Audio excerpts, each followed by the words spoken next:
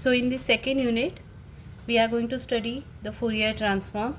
So the first Fourier transform that we are going to study is DTFT, discrete time Fourier transform. After that, discrete Fourier transform, and then fast Fourier transform. These three are important. From examination point, DFT and FFT is very much important. What is the meaning of that is Fourier transform? Transform is nothing but is a simple, just like general meaning, changing the shape or changing the one state to another state.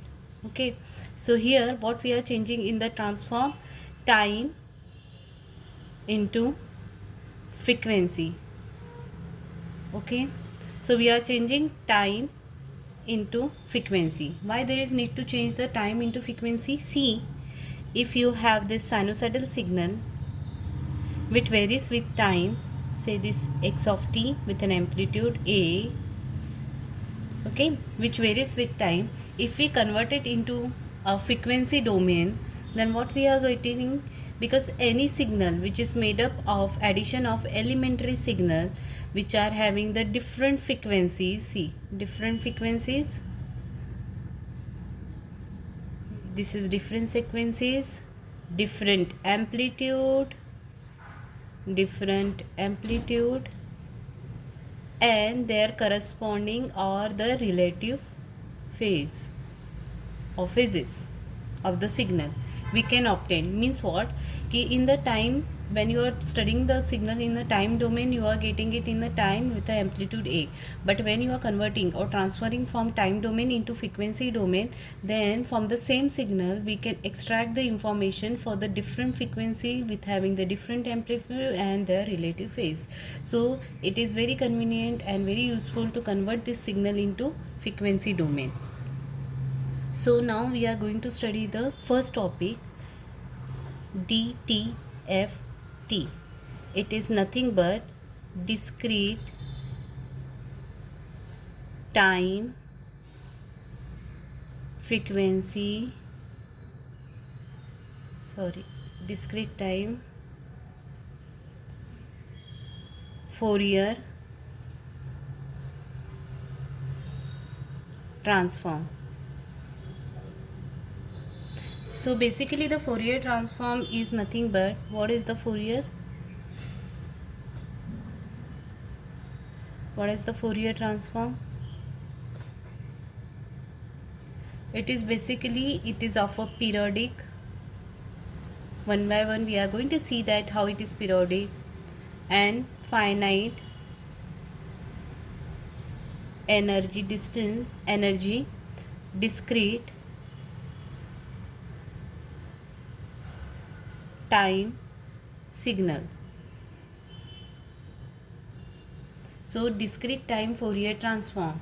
Discrete time Fourier transform is nothing but Fourier transform which is a periodic finite energy discrete time signals. Okay, so how to go for it is mathematically we can define as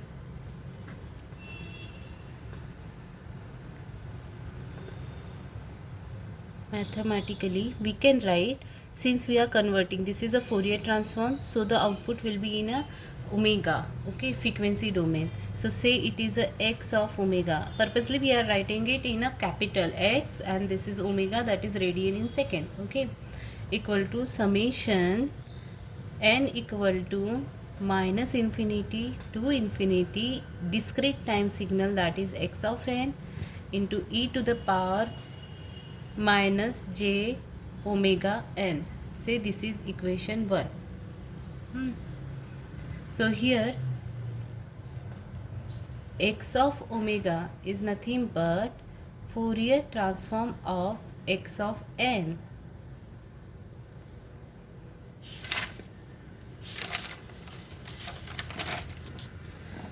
And what is x of n here?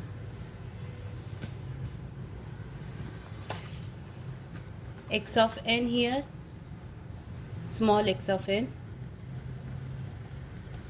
it nothing but discrete time signal, discrete time signal of a periodic signal.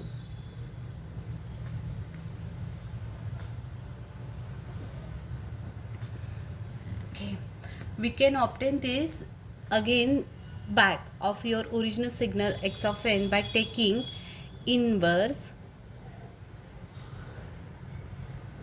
Fourier transform, that is called IFT. And how it is written, it x of n equal to 1 by 2 pi minus pi to the pi. Now the input will be, of course, your x of omega into e to the power j omega n t omega. Say this is equation 2. I am repeating again the same thing.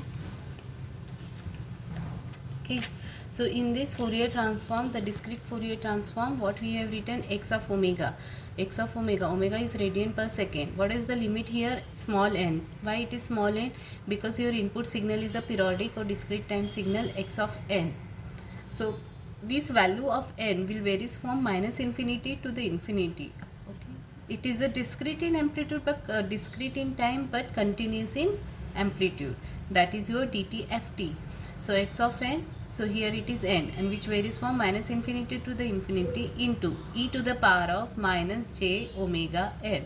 Okay, this omega, here this is omega radians per second. This value of n varies with the value of n, and j, e to the power j, is nothing but the exponential terms which carries the all the information of the harmonic components, or harmonic is nothing but the frequency component, all the frequency component present in the signal, which gives you the this value. So that's why e to the power of minus j omega n.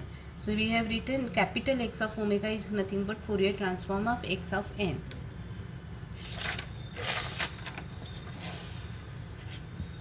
Small x of n is a discrete time signal or periodic signal. We are taking the inverse Fourier transform IFT. So I inverse, why when we are taking the inverse Fourier transform, your input x of n which was in the equation 1 will be now the output x of n. Okay, and whatever the output you had it earlier, that is the x of omega in the x of omega, this is your DTFT signal. So this output will be now the input when you are taking the inverse Fourier transform. So this is the x of omega. This transform, Fourier transform, okay, its value or it's a periodic in nature from minus pi to pi. So therefore it is a 1 by 2 pi. Okay, integration minus pi to pi x of omega e to the power j omega and d omega. The same equation we are writing it, but now it is in the x of omega, this value. So what is that now? X of n, its Fourier transform is x of omega. Okay, so we consider this is equation 1. Okay, equation 1. What is the equation 1? We are repeating again. X of omega, every time you have to write it this, n equal to minus infinity to infinity x of n e to the power minus j omega n. So this is the your equation 1. It is called as analysis formula. Okay, and what is your equation 2? It is called as synthesis formula. Okay, now we are going to see our next, that is the properties of your Fourier transform.